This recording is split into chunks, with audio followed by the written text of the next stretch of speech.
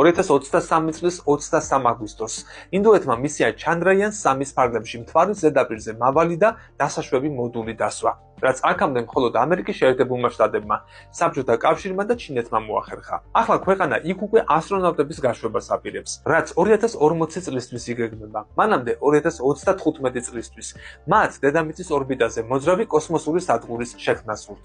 პრემიერ-მინისტრმა ნარენდა მოდიმ განაცხადა, რომ ქვეყანამ შემდეგი ამბიციური მიზნები უნდა დაისახოს. მათ შორისაა დამატებითი რობოტული მისიები, ახალი გამშვები პლატფორმა და რაკეტა. ადამიანთა კოსმოსური ფრენების ინდური პროგრამა გაგანიანის სახელითაა ცნობილი და ის დედამიწის დაბალ ორბიტაზე 2025 წელს 3 ასტრონავტის გაგზავნას ითვალისწინებს. ეს 20 მთავარ ტესტს მოიცავს, მათგან 3 ამ და მომდევნო წელს უეკიპაჟო ფრენა იქნება, რათა რაკეტა გამოსცადონ. პირველი საცდელი მისია Test Vehicle Demonstration 21 ოქტომბერს გაიმართა. მან გვიჩვენა, რამდენად გამართულია ეკიპაჟის გამოსათავისუფლებელი სისტემა და პარაშუტები, რომელთა მეშვეობითაც დედამიწის ატმოსფეროში შემოსვლისას ხომალდის მოძრაობის სიჩქარე უნდა შემცირდეს. ინდოეთი გეგმავს, რომ 2030-იანი წლების შუა პერიოდში ჩვენი პლანეტის ორბიტაზე, ხმელეთიდან 400 კილომეტრის მოშორებით 20 ტონიანი კოსმოსური სადგური შექმნას.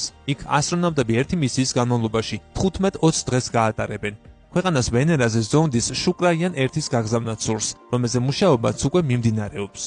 აპარატს კიდევ ერთხელ გაუშვებენ მარსზეც, რაც მისია Mars Orbiter Mission 2-ის ფარგლებში მოხდება. მისი წინამორბედი ზონდი წითელი პლანეტის ატმოსფეროს 8 წელი იკვლევდა. 2022 წელს კი მასთან კონტაქტი დაკარგეს. რაც შეეხება მთვარეს, იქ ასტრონავტებს ინდოეთამდე ამერიკის შეერთებული შტატები 2025 წელს გაუშვებს, რაც ბოლო 50 წელში პირველად მოხდება. მისია არტემისამი კაცობრიობას დედამიწის ერთადერთ ბუნებრივ თანამგზავრზე დააბრუნებს. ჩინეთი ახალი კოსმოსური ტელესკოპის გასაშვებად ემზადება. ტელესკოპს ქსუნტიანი ჰქვია და მას ჩინეთის კოსმოსური სადგურის ტელესკოპსაც ეძახიან. სახელწოდება შეიძლება ითარგმნოს როგორც ზეცის თვალი. ტელესკოპის გაშვება მომავალი წლისთვისაა დაგეგმილი. ტელესკოპის ზომი დაახლოებით ავტობუსის ხელაა და მას 2 მეტრის დიამეტრის სარკე აქვს. ტელესკოპი გაშვების შემდეგ ჩინეთის კოსმოსურ სადგურს უნდა მოერგოს. ასტრონომების თქმით, აპარატი დაახლოებით 10 წლის განმავლობაში ფუნქციონირებს. ქსუნტიანი ჰაბლის კოსმოსური ტელესკოპის ერთგვარი გაგრძელება იქნება. ეს აპარატი ჩინეთის კოსმოსური სადგურის მახლობლად განთავსდება და ასტრონავტებს მისი შეკეთება შეეძლებათ ხოლმე. ჩინეთის კოსმოსური სააგენტოს დირექტორის მოადგილემ ლინ სიციანმა განაცხადა, რომ ქსუნტიანი გალაქტიკებს, ვარსკვლავებს, ეგზოპლანეტებს, ბნელ მატერიასა და ბნელ ენერგიას შეისწავლის. ხედვის ველი. ქსუნტიანს შეუძლია მიიღოს სამყაროს მაღალი გარჩევადობის პანორამული ხედები.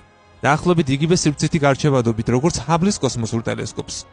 მისი 2,5 მილიარდიანი პიქსელიანი კამერა ჰაბლის მსგავსია, თუმცა ჩინეთის თვალს ჰაბლზე 3-ჯერ დიდი ხედვის არეალი ექნება.